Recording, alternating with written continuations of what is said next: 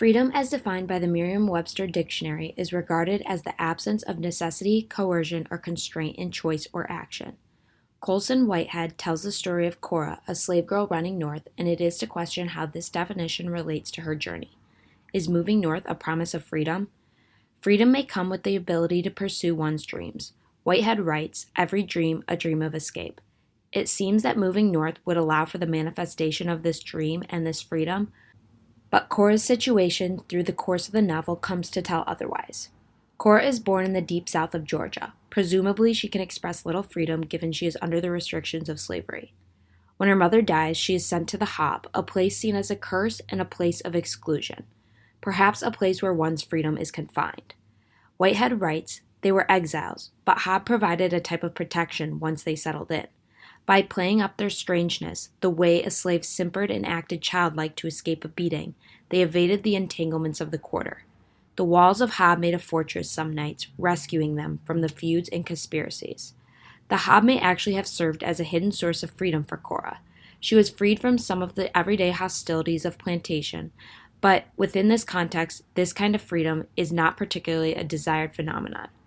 Living in the Hob is not the happily ever after dream Cora is trying to reach, but it may be the closest thing to freedom that she can live in her present situation. Additionally, Cora has her own plot of land on Randall Plantation she inherited from her family. This gives her a sense of power and ownership. Cora can tend to her garden and provide herself with produce. She would glare at anyone planning incursions on her territory.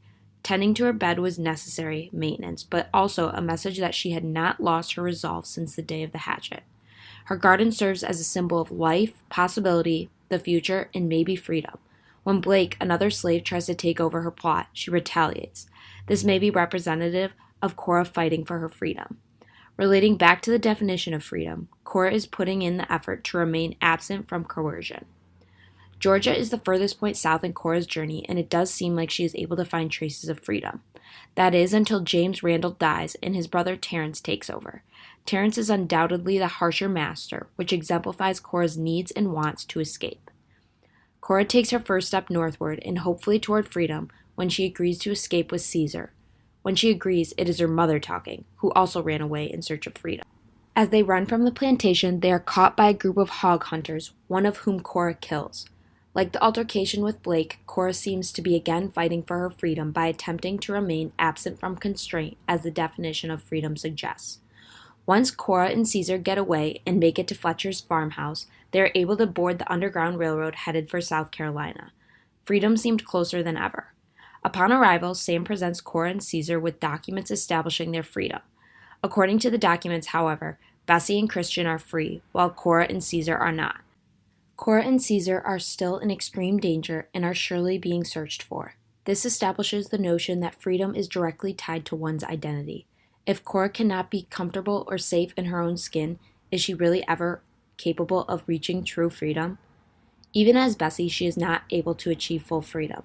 In South Carolina, she works at the Museum of Natural Wonders on the Living History exhibit, where she must act out the life of a black person in a rural African village, on the slave ship, and on a plantation. Although she is employed, she feels stripped of her freedom. She is left feeling humiliated as she is put on display and disrespected by the white visitors. Furthermore, in South Carolina, Cora is not as free as she may seem when approached by a doctor to consider birth control as a chance to take control over her own life. It is mentioned that some of the black women in South Carolina are required to be sterilized. But what is realized is that this is mandatory so the black people do not pose a threat to white society. Cora's freedom is violated and she feels exploited in the civilization of white supremacy. She realizes sterilization is far from taking control of her own destiny, as the doctor mentioned, but rather, when you take away someone's babies, you steal their future. Perhaps legal freedom in South Carolina is a contradiction of personal freedom. Her dorm life comes to an end when Ridgway arrives looking for her. Cora is forced to the Underground Railroad, which eventually brings her to North Carolina. She is met by Miriam Wells. Martin shows Cora the freedom trail of lynched black bodies, which serves as a warning to black people of what may come from rebellion. Ironically, the freedom trail is a result of those searching for freedom, but in fact were never able to achieve it. Martin transports Cora to his house where he and his wife let her stay in the attic despite the risk in this that it will get all three of them killed if her presence is discovered. She was confined to this space and expected to be silent during all daylight hours. Was this true freedom? Whitehead writes, on the plantation she was not free, but she moved unrestricted on its acres, tasting the air and tracing the summer stars. This place was big in its smallness. Here she was free of her master, but slunk around a warren so tiny she couldn't stand. Cora moved north, but her freedom appears severely restricted. Living in the attic, she is far from embodying the Webster definition of freedom, given she is constrained in both choice and action. This all tumbles further downward when the Wells house is raided by a group of white men and drag Cora out. Ridgway appears to return her to the Randall plantation, and whatever little freedom she was experiencing in North Carolina was completely obliterated. Cora travels by wagon with Ridgway and his partner Bosman, and they stop in Tennessee to search for another runaway, Nelson. Iron is attached to Cora's feet, and she is literally constrained in her choice of action. Freedom is nowhere in sight. She even tries to run away once, but this only results in a whipping from Ridgway and more chains. When night in Tennessee comes forth, Bosman covers Cora's mouth and tries to rape her. Ridgway notices what's going on and knocks Bosman to the ground, and a fight ensues. 3 black men with guns ready to assist Cora in her escape. Bosman is bleeding to death, and Cora is able to tie Ridgway up in chains. Her sense of power elevates. For once, she is able to feel in control. At this moment, she grasps a bit of freedom. She is absent of coercion and constraint. In fact, the restrictions Ridgway put on her freedom reverse and instead are put on him. She kicks Ridgway 3 times in the face before departing with the 3 black men helping her to Indiana, where she obtains legal freedom. In Indiana, Cora is a free woman working on John Valentine's farm. She also obtains an education at the local school, and undoubtedly her quality of life is improving. She even is able to experience some pleasures of life, such as a romantic relationship with Royal. A relationship is a commitment, and commitment may restrict someone or decrease their freedom. However, this commitment is a chosen commitment. Cora wants to spend time with Royal, and in the moment it seems she is absent of necessity, coercion, or constraint in choice or action. After some time living in Indiana, she has the opportunity to move further north toward Canada. She chooses to stay, believing she is safe in this space. If there's not more she hopes for in the future, Indiana may be the location she feels true freedom. Whitehead writes, how could such a bitter thing become a means of pleasure? Everything on Valentine was the opposite. Work needn't be suffering, it could unite folks. A bright child like Chester might thrive and prosper as Molly and her friends did. A mother raised her daughter with love and kindness.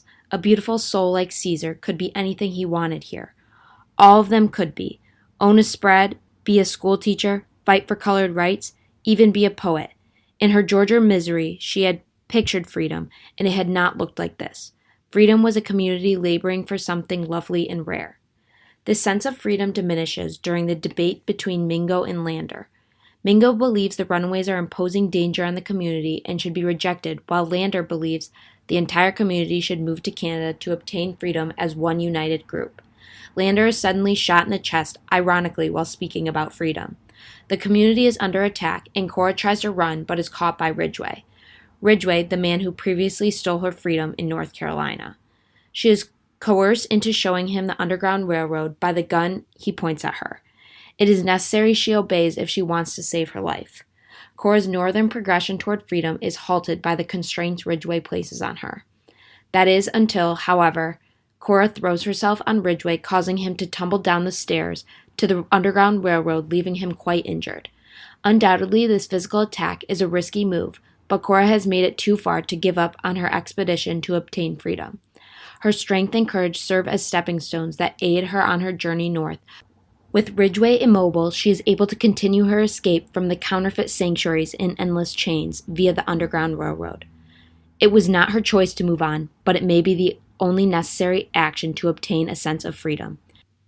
She had been dwelling in Indiana with the dream of comfortable settlement. However, her arrival in the North forces her to keep running. There is no legal constraints in the North holding her back from freedom, but when she emerges from the Underground Railroad, she has not escaped all societal limitations holding her back from self-determination. She continues to wander. The American dream is only obtainable to some. As Ridgway suggests, the American imperative is about the white man destined to take on the New World. Whitehead writes, "And America, too, is a delusion, the grandest one of all. The white race believes with all its heart, that it is their right to take the land, to kill Indians, make war, enslave their brothers. This nation shouldn't exist if there is any justice in the world, for its foundations are murder, theft, and cruelty. Yet here we are." Again, it is to question, is moving north a promise of freedom? Undoubtedly, Cora has undergone extensive feats to arrive in the north. Her freedom fluctuates during her journey, and it is expected that when she makes it to the north, she will be emancipated. Her true restrictions, however, lie in the unavoidable roots of their nation's values as established by the white inhabitants. These constraints Cora cannot escape. Freedom throughout the novel is just beyond Cora's reach, and any sense of freedom she was able to experience remains an allusion to the underlying racial complications of the United States that will endure well into the 20th century.